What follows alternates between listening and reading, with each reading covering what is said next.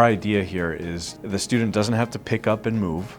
The student doesn't have to, say goodbye to friends and family, doesn't have to save up a large amount of cash to move to Los Angeles or move to New York or even Chicago to go to one of those expensive audio schools. So they don't have to uproot their life. Many students have full-time jobs and now they want to do and pursue their goals and their dreams.